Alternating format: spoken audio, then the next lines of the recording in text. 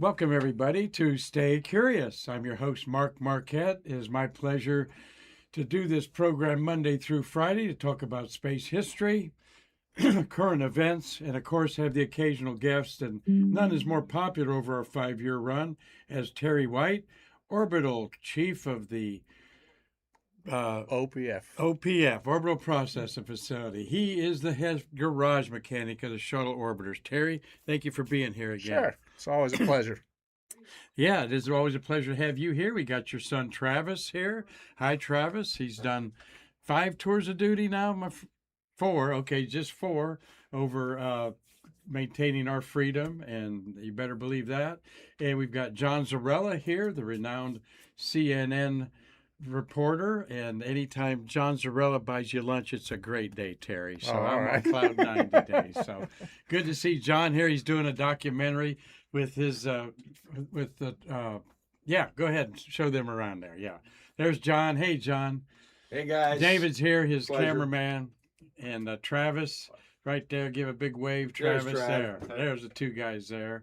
Thanks for being here. Thanks, John, for Thank being you. such a supporter of our museum.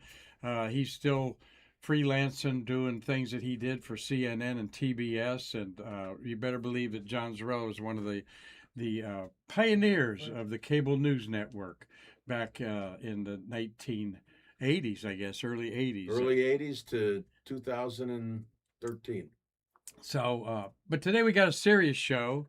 Had a lot of fun with John and Terry today on this documentary, but Terry's always here. And 23 years ago, on February 12th, was a full 2 weeks almost after the reentry disaster of Columbia on February 1st, 2003. And it was certainly sinking in now that the primary goal was the recovery of the crew and the 8th member of the crew that I found out, Columbia, the orbiter itself. Correct. Terry, going back to that time, 23 years ago, it's an anniversary that you don't like celebrating, but what crosses your mind? Well, we were all concerned about losing the crew, but to the people who worked with me, they had over 25 years of blood, sweat, and tears in building Columbia and getting it ready for all of its flights and that. So they wanted to go find their orbiter, and they wanted to go find out what caused the disaster and to potentially see that we could get back to launching space shuttles again. But, it wasn't something they wanted to do. After it didn't make it back to Kennedy Space Center, then they told everybody that was there for recovery to go home, pack their bags, get back there in a couple of hours because they were going to fly them to Texas that evening so they could start searching the next day. And it wasn't just the concern putting all the representatives from NASA and from the contractors out in the field to find the parts and to find the crew members, but it was also to protect the public out in Texas and Louisiana and that, because all the hazardous commodities that could have survived the breakup and be out there. And we did find some that still were in their tanks and that, but we had to recover those. But it was the concern about all the people around there, Well, we're glad. Thank you for wanting to share your time here today and talk a little about it. We're going to talk about the recovery efforts, see the map of the debris field here, and treat it with ultimate respect. Marty and I, this is our 6th year to be talking about Columbia, and we've yet to show the traditional pictures of the reentry trail, nor have we shown the Challenger explosion, because that's how we feel here at the American Space Museum. This is a sacred type of thing to talk about. It's been written about, hashed over, and it's our job here to never forget these beautiful people and people like Terry and the 1,000 other people that helped bring back what they could so that you could figure it out and this never happened again. Yes, sir. Yes, sir. So appreciate that. Here's John Zarella here. I had him here. This is the film in there with David. They just left us there. And we'll tell you when that documentary's ready.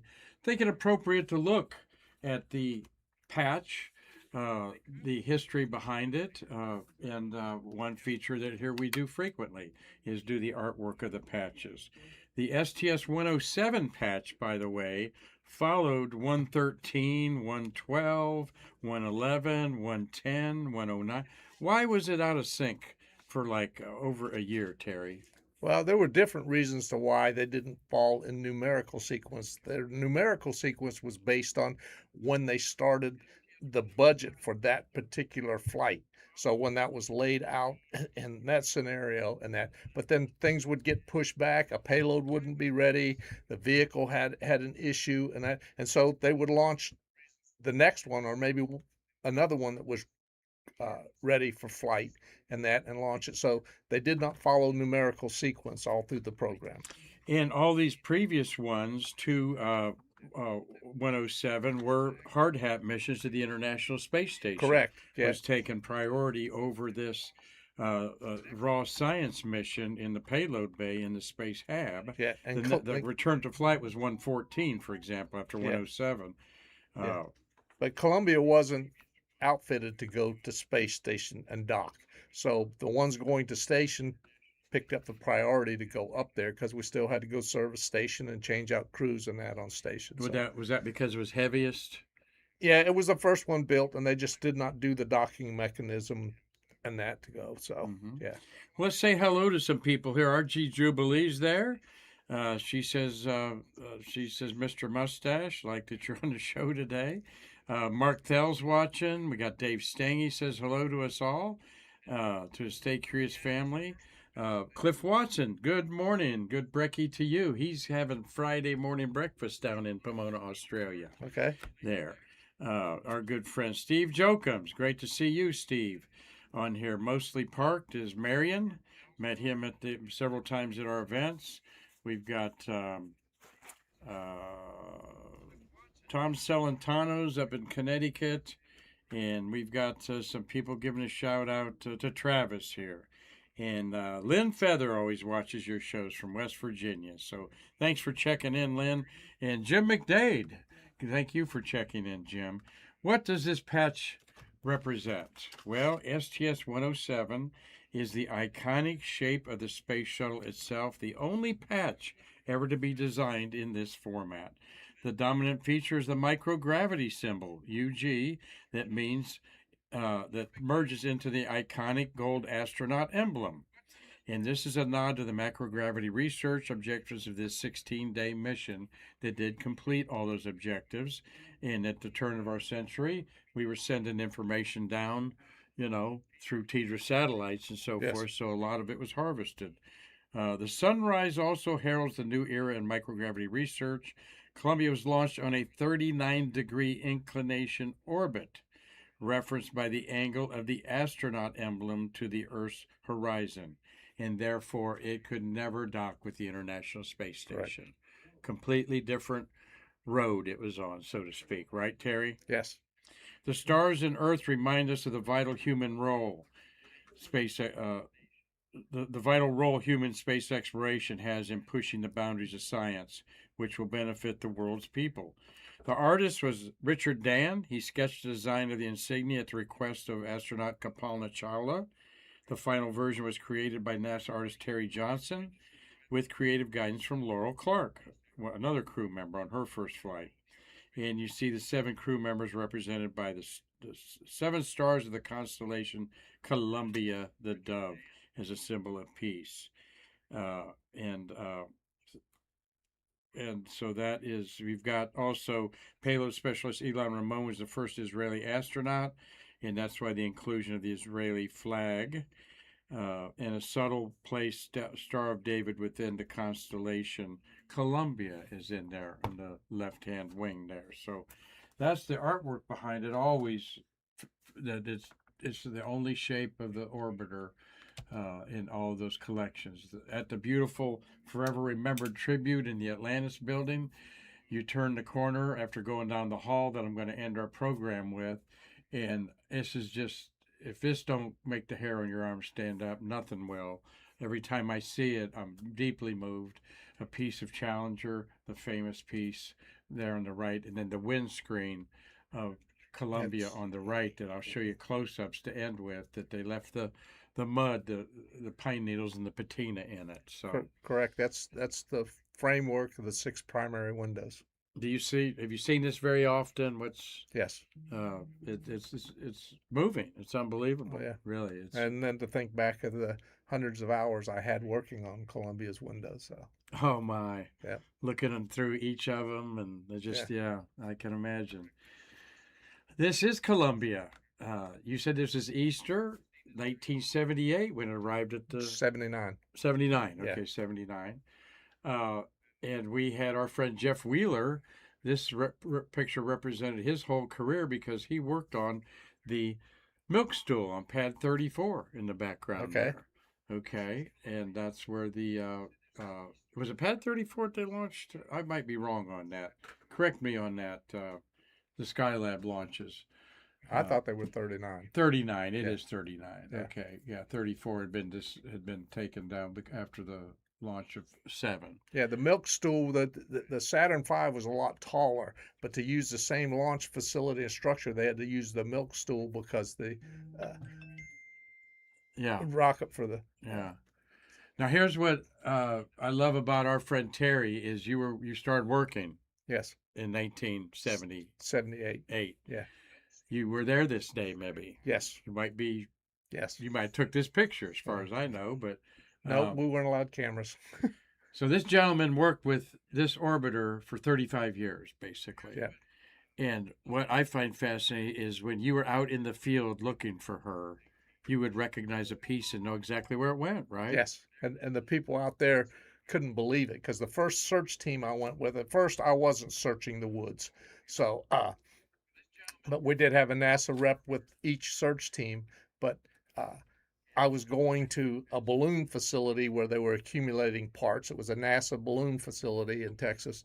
And I saw a bunch of vehicles parked in an empty parking lot. And I said, that must be a team because there was a game warden because we had law enforcement with every team and and a bunch of vehicles. So I went over and yes, they were a team that was going out as all these landowners called in with parts they discovered on their property and that. So I asked them where the balloon facility was, and they said, well, hang out with us because we're going there, but we're not going for 2 hours. So I went with them out in the field and walking around and went out and found some pieces. And they go, well, how do you know they are? And I said, well, this one I can actually read the part number on.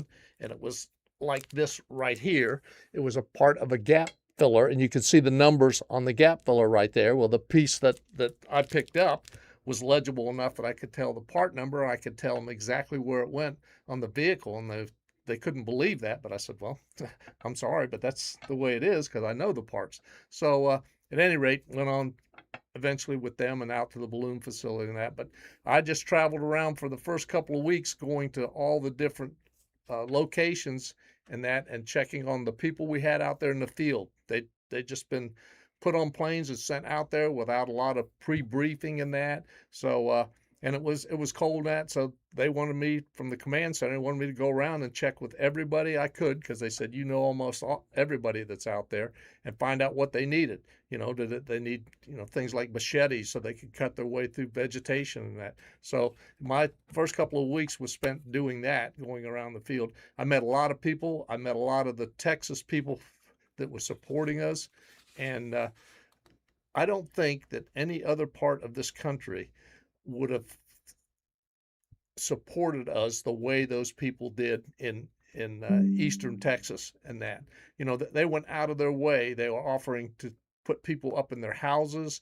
They brought food and that. And in the beginning, it was a lot of volunteers doing the searches and National Guard troops and that. So we had to feed them all, and there was no facility set up for that. So they turned local facilities into places and set up dining rooms and places there to cook, and businesses brought in semi-loads of food and that to cook for this. And so the local people were just volunteering, coming in there and working from 4 in the morning till 10 o'clock at night just to make sure everybody got fed, and all you had to do was show up and they would feed you. So it was pretty amazing. And like I say, people just went out of their way to take care of you and that. And one day I stopped for lunch at a restaurant, and there was a group of ladies sitting at the table next to me, and they were talking about that, and they had just supported one of the facilities that was feeding a bunch of people, and the one young lady said, she, and I told them that what I was doing out there and that, and they said, well, so we went up there the other night to feed a bunch of people, and we realized they didn't have enough food, even all these donations coming in. So the lady said, she said, so I called my boyfriend and told him to get all of his friends that hunt and to empty their freezers and bring it up there with their barbecues and cook everything. So, 20 guys showed up with all kinds Wow. of food and, wild game and that, and cooked it for all the people that were coming in there.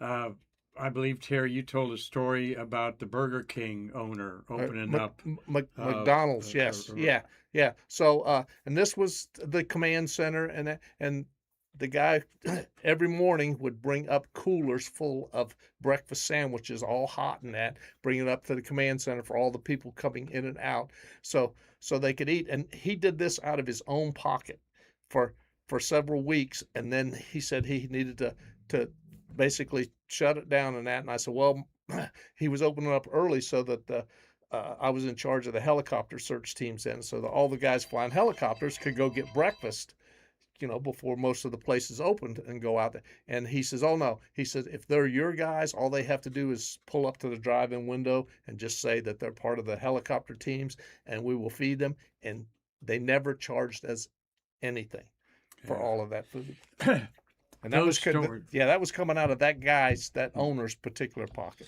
These stories and more are in the great book by Mike Leinbach, with written also with Jonathan Ward, Bringing Columbia Home. Mike Leinbach, of course, launched Columbia, one of his, I believe, 37 orbiters that he launched.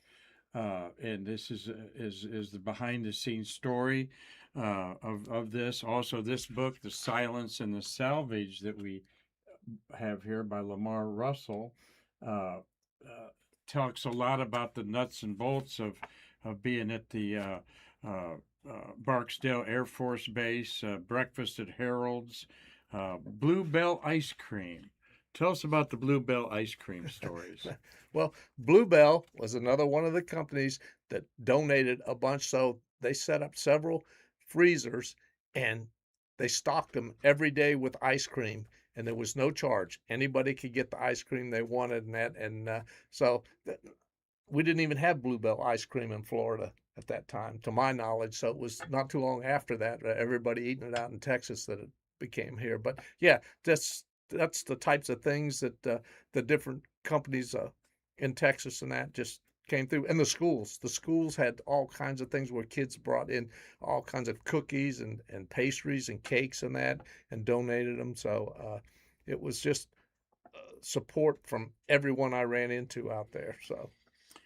Well, thank you for everybody watching. Hastings, the CW, is watching from Cocoa. Lynn Feathers, we mentioned. Cinnabon Wolf is saying hi from Dr. Z, and Angela from Cape Coral.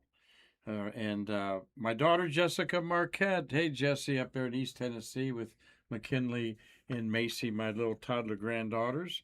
And I'm experiencing what you're experiencing, the love of grandchildren. Yes. There with your daughter, Rebecca.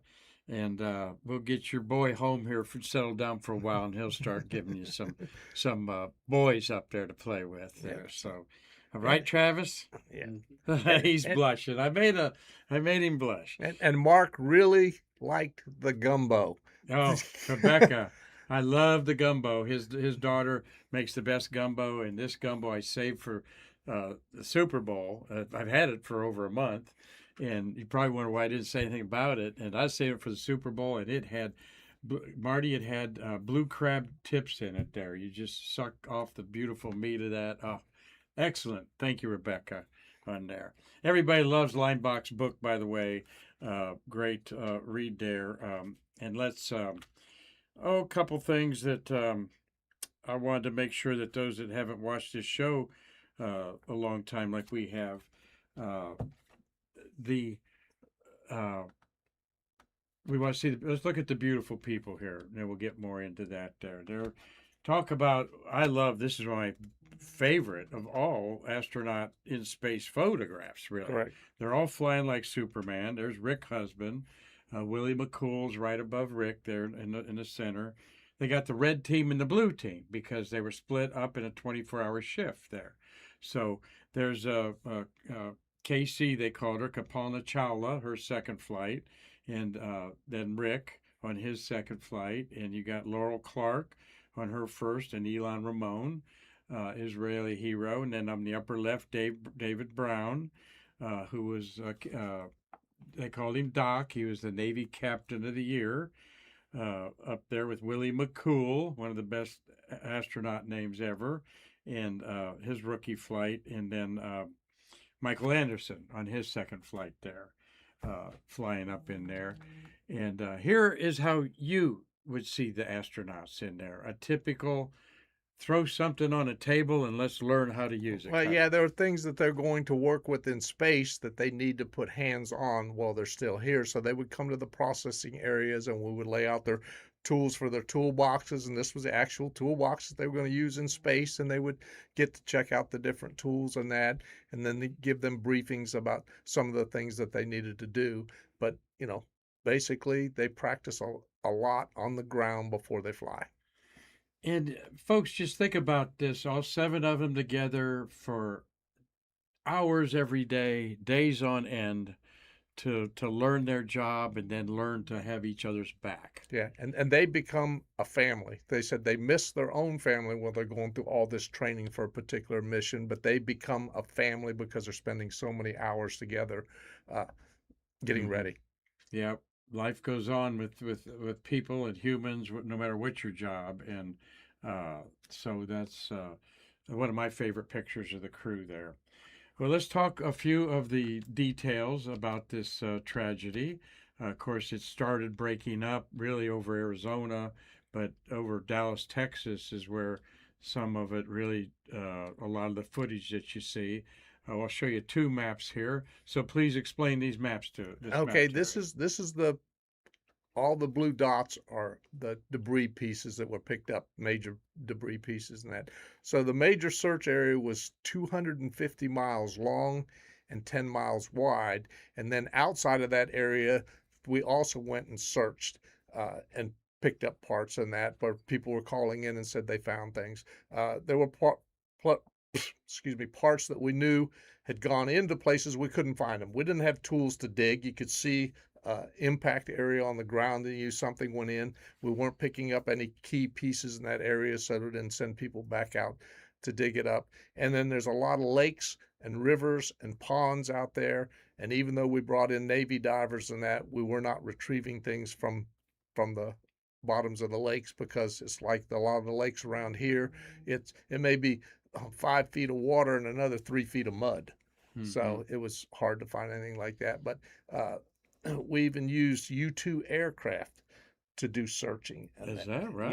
Yes, and went over and they took photographs, and then they would send some to me and other people to evaluate them and say, well, could this be a part in that? And there was one thing that looked like it could be a portion of a wing or part of the mid body, because it had the basic layout of 6-inch squares, which a lot of the tiles on the lower surface of the orbiter were 6-inch by 6-inch. So we sent a helicopter out there to retrieve that, and it turned out to be a bed spring.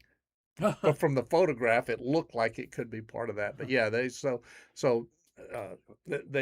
did all kinds of different things in that. I had to send helicopters to way out in areas of remote Texas to do things, and we sent people into Arizona and Nevada and that to pick up parts. This is a rough, wild area of Texas. The Louisiana border is just right here at the end at Hemp Hill. Is that in Louisiana? Hemp Hill, that's still in Texas, but it's okay. right over next to the border. And Hunter's Paradise in many regards, probably in there. So very, I'm not going to say backwoods, but just undeveloped terrain there. Yeah, we were seeing a lot of game from the helicopters. And so you're in a helicopter. What are you looking for from the air? Okay. Well, from the air, we're looking for anything. And I had to train the new guys to the helicopters and that, the forestry people and that. And they said, oh, we're looking for white. I said, no. There was a lot of white on the orbiter, but nothing white survived. Or if it did survive, it was covered with mud. And I said, no, you're looking for things that are green, the color of the paint of the structure of the orbiter, and that or things that are black or things that are gray. I said, you're not looking for that. And none of the lightweight stuff, I don't know what happened to it, but none of the lightweight stuff was recovered. I expected it to show up in somewhere like Georgia and that, because there was a hard easterly wind. But What do you mean, like the blankets and stuff yeah, like yeah, that? like the mylar blankets and that, the gold and silver blankets and Mhm. that, because there's thousands of them in the orbiter. But nope, none of the lightweight stuff. Now we did find paperwork from their crew manuals and stuff like that. Uh, it had been rained on and that, but yeah, it was. You But also looking for tree branches broken and stuff like that, like that, obviously. yep. And we figured out that we had to change our search techniques with the helicopters, because initially I would assign a crew a 2 mile by 2 mile grid, and that was their area to search, and they would lay out a pattern and go across it now. But we found out it was tough because of the changing in elevation. You might be flying over a pasture, and then all of a sudden there was some 100-foot tall trees, and then you could drop down to 12-foot tall trees, and that. So it was kind of disorienting. So we changed our philosophy as, okay, let's go out there and look at it, fly around, look for any power lines, any chicken houses, anything like that that you can't fly next to, and then like lay out your area and say, okay, this is all pasture, so we'll go search the pasture first, and then we'll go out and search the next elevation, and then the last elevation was less disorienting for your eyes and that. So Mhm. yeah, but A lot of good comments here. Katie 3.4, she's with us here. Katie Pie.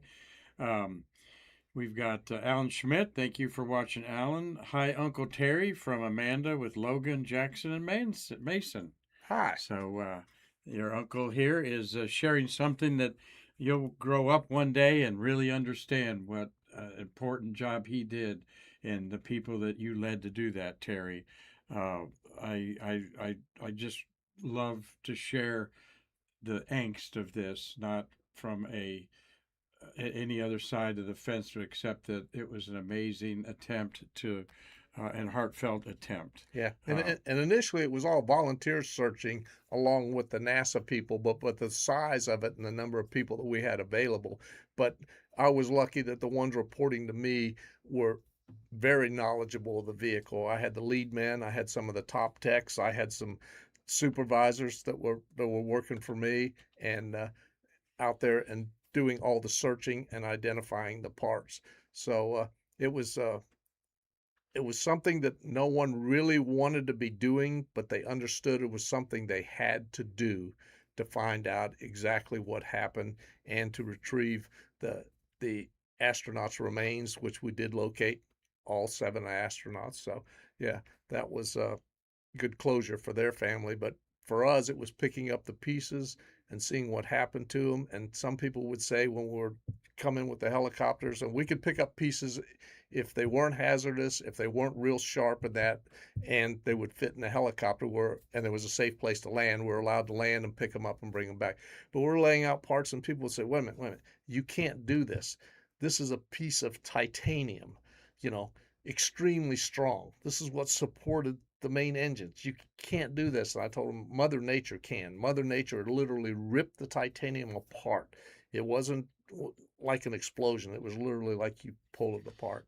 there And is a debris there. yep, that's where we laid it out on the hangar floor out next to the runway, put all the pieces that were important to the Now, investigation. this was all brought back to Kennedy Space Center Correct, by correct. airplanes, helicopters, whatever, Trucks. and trucks and laid Yeah, out yep, there. yep. And we'll talk about this picture here tomorrow. We got some questions that Marty's got there from people very interested in your program today. And like you said, I appreciate you wanting to share this because it's not an easy thing for Terry to talk about, I'm sure. But this is his how passionate you are about our museum, my friend, Yes. is helping us understand this in great detail. So, a question there, Marty. Yeah, I'm going to ask you two questions. They're similar, so I'm going to ask you both at the same time. RG Jubilee is asking, did anyone get hurt from the falling debris? And then a follow-up with that is, if I can find it. So Cinnabon Wolf is asking, any injuries from the recovery teams? Okay. No one on the ground was hit by the debris. That's pretty amazing for the amount of debris and the area it covered. The closest I know of, there's a guy, a farmer, was in his low boy, which is a low trailer that he was going to load farm equipment in. And he was sitting in the cab of the truck, and he felt a heck of an impact in the back of the trailer. And he looked around, and there was a large piece of looked like wing structure had slammed right down through the wooden deck of that. I mean, that was the closest that Wow. we know. Okay, we picked up pieces that came through the roof of schools and that.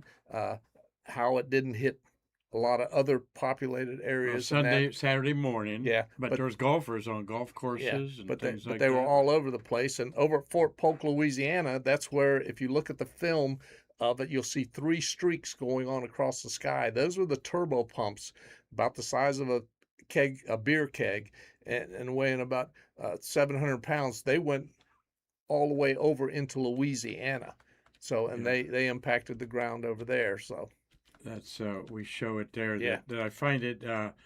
The physics is interesting because you think the heaviest things would fall first, but no, they had the most momentum, like 5,000 miles an hour when this thing came apart. and there So was they went the furthest there. You say Yeah. location, the SSME and they Powerhead. they were still traveling past the speed of sound. So Wow, in there, but things were clumped together like things, right? Like Yes. most of the remains were found within a certain area they there. some of them were spread out a little bit, but yeah. So some of the things we found that were associated with like we found part of, at the time we couldn't tell whether it was the pilot or the commander's seat, but the guy that I was with when we found it, he was a spacecraft operator, so he's the one who set in the astronauts' seats on the ground while we're doing all the testing and that. So he had hundreds of hours in that seat, Oh my and I could gosh. tell by the look on his face it was really bothering him that we found that seat part. But we knew right then that we had to go back out of there and get the elbow to elbow team, because we were spread out, but they had teams that walked through the woods elbow to elbow, 'Cause searching you everything. expect Yeah, remains to be yeah. there So nearby. we knew there was crew module effects there. Yes, Marty. Another question. Yeah, Terry McDade is asking, were there any problems with farmers or property owners who didn't want searches coming on their property? Yes, we ran into that. Some of them absolutely refused. Some of them wanted to say, when we're on there to get parts, they said, no, it's on my property, it belongs to me. I said, no, it's property of the government. But on those hard cases where they said, no, you're not coming through the gate, then we said, thank you very much. And all we do is go back and tell the command center that this particular property refused. And the next thing is the FBI went out there. So it was just like that. It's just like when we found some of the astronauts' remains. We treated it like a crime scene. I had to leave a NASA rep right there with it until the FBI showed up, and then they cordoned it off just like a crime scene. And a person of their faith showed up too. I think so, but I didn't That's stick in around. some of the books there. Yeah. Stick around to any of those. But it was. Another interesting question is things like parts of Elon Ramon's diary were found, but other things weren't. Some Yeah. delicate items survived. Yeah, and Other hardcore items are destroyed. I don't know if there's an answer to those. me either, and some of it didn't make sense. But in the beginning, only another astronaut could handle the crew effects, things that Okay. they knew, that belonged to the crew and that. And then after a couple of weeks, they said, okay, well, Terry can pick up crew effects too. And then at any time they found something that they thought was important to the investigation, then I had to drop what I was doing and drive over there to get that part and bring it right back to the command center. So I was driving 500 miles a day. Who else was Back- working with you as the key people? Oh, there was. you weren't the only Oh leader. no, we no, want to say. I no, wanna no. give, There was all. I want to kinds give that impression Yeah, that no, because I know only you had weren't. But only had one small part of yeah, that I task. know you don't want to be taking credit for the whole Yeah, thing there. no, But nope. no, there was all kinds of Kennedy But Space you had Center a very important part because he knew these pieces and parts here. Yep. Okay, what are we looking at here that a trained eye tells us? Well, you're looking Marty, you may want to get your arrow out. What do you look? We're seeing the side window. No, Yeah, those are the back windows. those are looking into those are observation windows. Those are on going very into top the, of the crew payload bay, module. right? Yeah. No, they look up the top of the crew module. Oh, okay. Yeah. Okay. So up above the astronaut's head, and then there's just different parts of the structure, and until I could get above it and look down to the way it's laid out on the floor.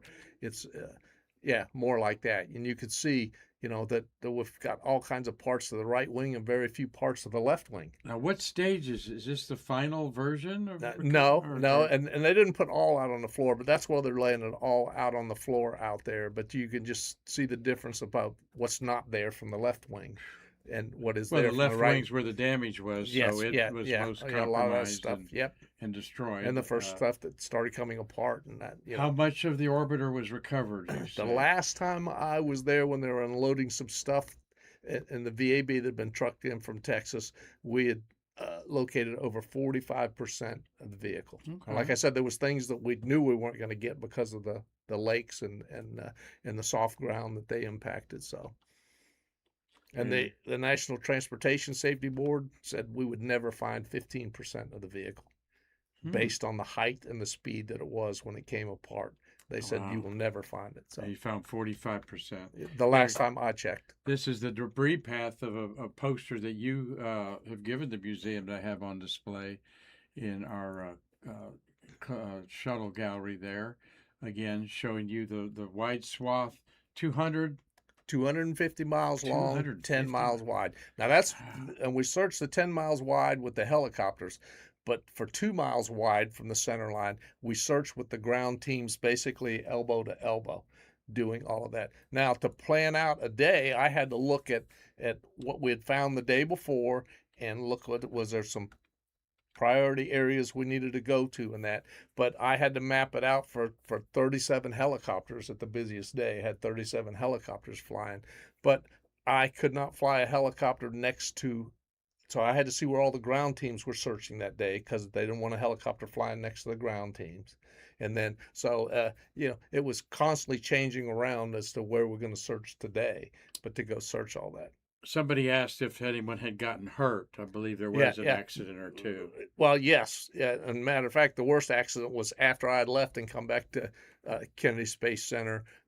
One of the search helicopters went down. A $7 part failed, and the pilot did a good job of taking it down, but they were so low, which all our searching was low, that he nosed it over in tall trees and that. And the three guys in the back survived, but the pilot and the second seat up front, both of them were killed in the crash. So Trying to get out of populated area. yeah, yep. In there. But good questions, everybody. Marty Winkle, you got some more? Yeah, two more questions.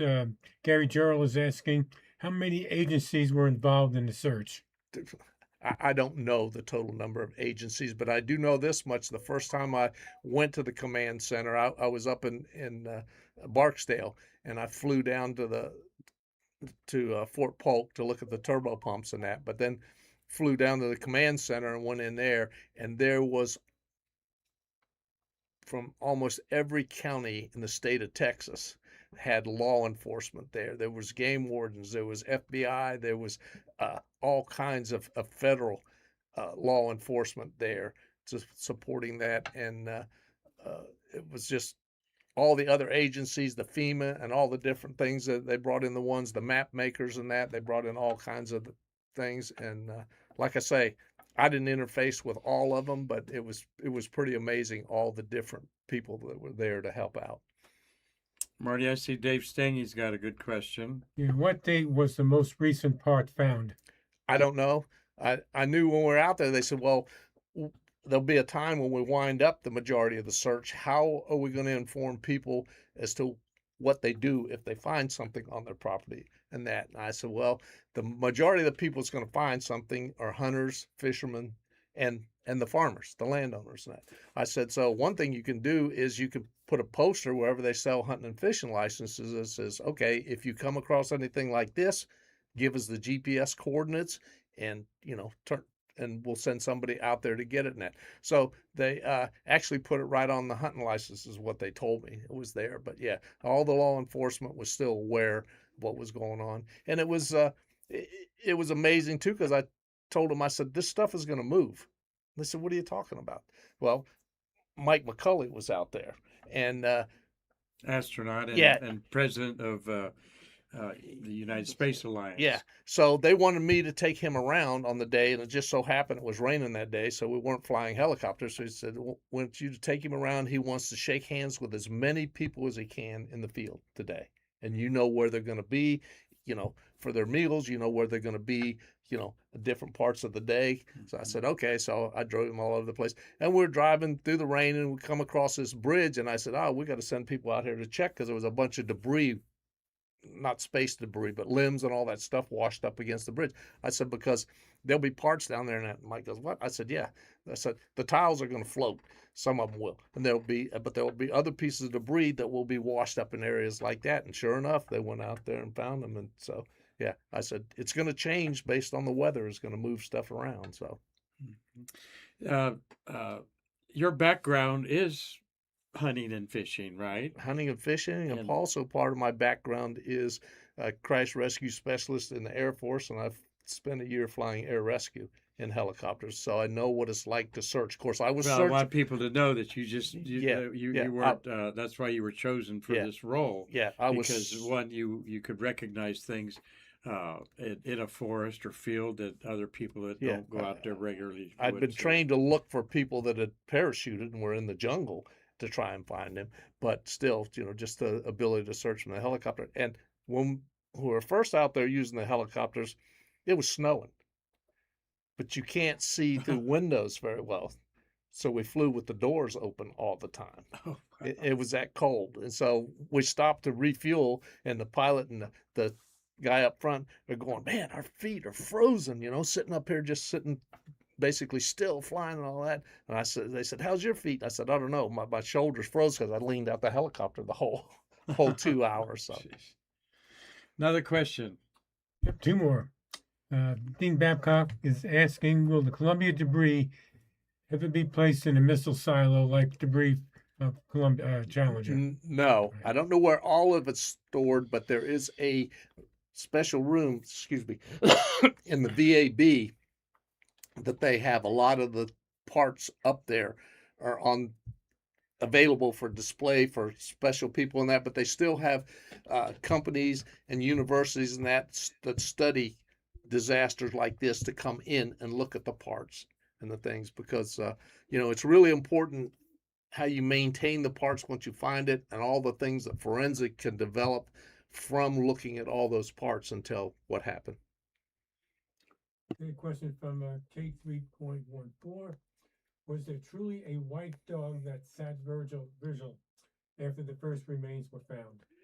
I don't know, because I wasn't involved in what happened, with when they found something. It could possibly be, but so I do understand that we found 2 other human bodies besides the astronauts, but that area of Texas has been known to be a drop-off spot for.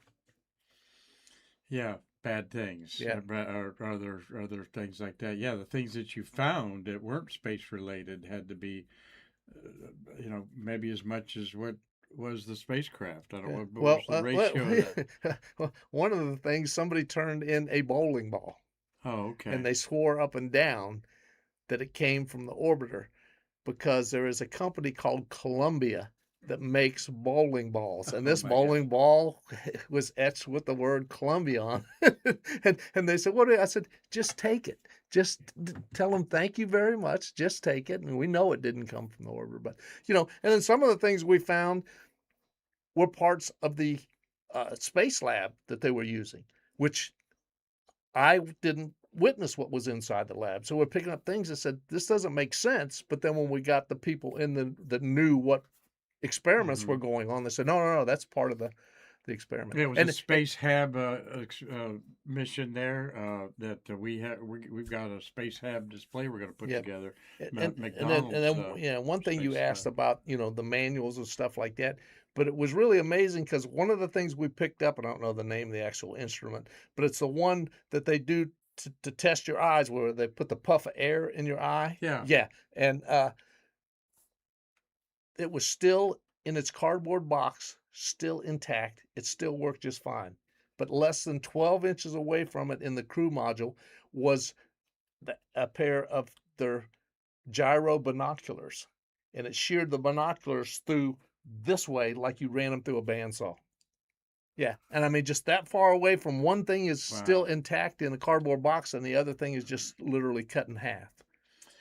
Well, there's a lot of things in the book. The bringing home Columbia, like you said, astronauts were involved with this. As painful as that was for you and them, I understand Pam Melroy was the chief astronaut over the cabin, Hmm. and things that were in there you turned over to her probably in there. That had to be a thankful position Well, we for turned it all over for them to Pam. ship back here, but when it got here, they had a special Yeah, room in the hangar where all the crew effects went. yeah. So we appreciate Terry for doing this. I see a great poignant remark here from Cinnabon Wolf. Against our will comes wisdom by the awful memory of pain. Very good saying. Interesting way to say that there. So let's go out with this program, this special program here from our special guy Terry White.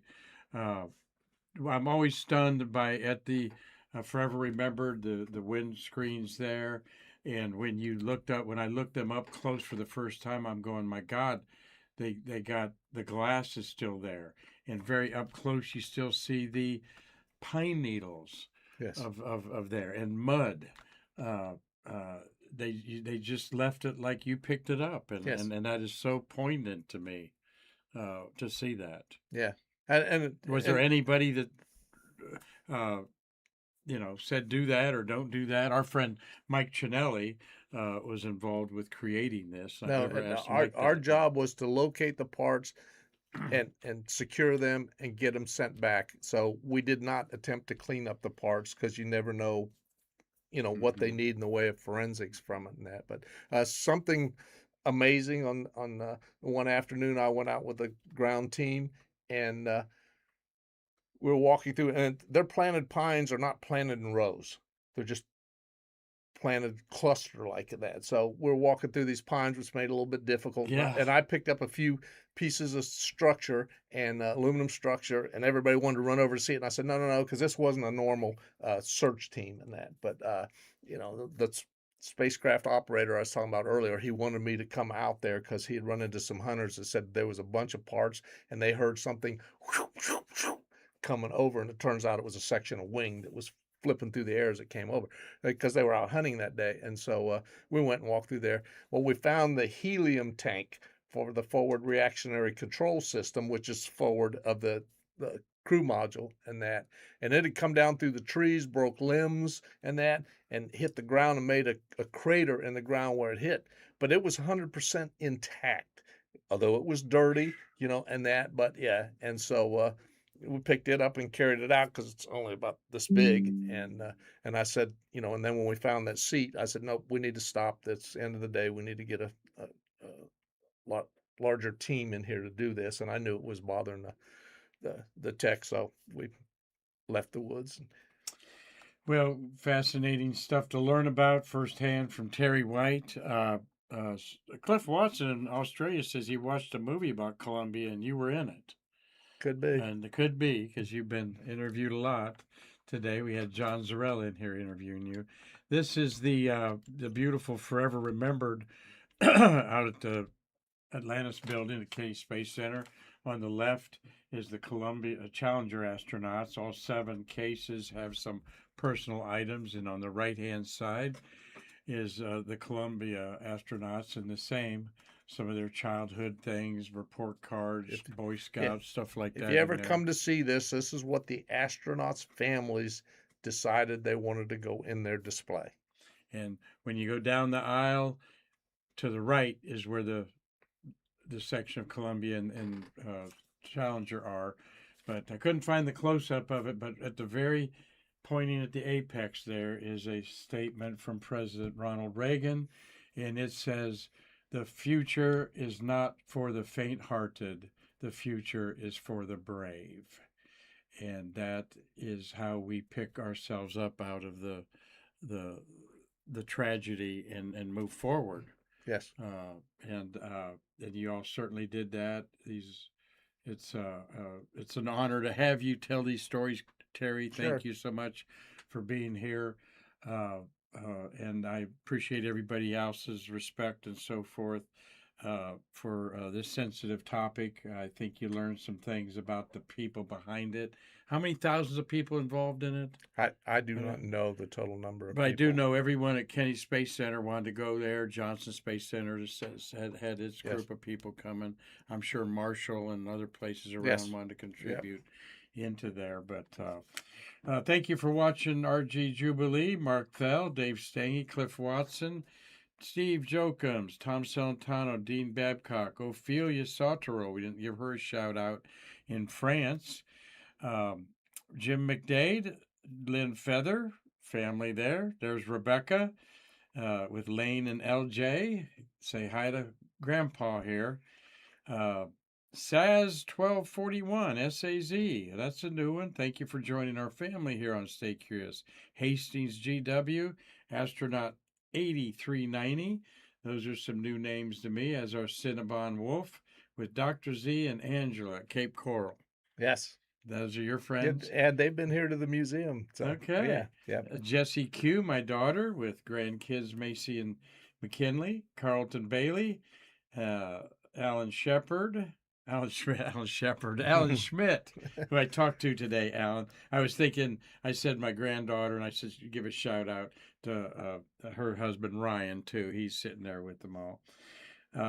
Amanda Chambers with Logan, Jackson, and Mason. Yeah, my niece. You doubled our Nielsen ratings today with your family. We appreciate that. But I hope you all appreciate what your grandpa, your uncle here has talked about, because this is a sad chapter of the American space program, but one that everybody learned and continued on. And it was so important at the time to continue on. Yeah, and my sister Lori and her husband Paul didn't get on the list, but they were listening to it today. So Kate 3.14, Michael Bruno, Donna Gordon. Donna Gordon's my youngest sister, All right. and Peggy didn't get to watch it today. My sister that you've met, but- Peggy? yeah, because she's in Alaska with the FAA. Oh, is she? Yeah, yeah. Okay. And Patty, your wife's watching out Yep. there. The family kind of side hustle is fruit. Yeah, And the fruit is gone. yep, it's not doing good after the cold snap we got. So Yeah, cold as it was in over 16 years, 3 days of freezing here. And my blood thinned enough that I was waiting for it to warm up here this week, too. Let's look at the good old Earth here, and have an optimistic ending here to our beautiful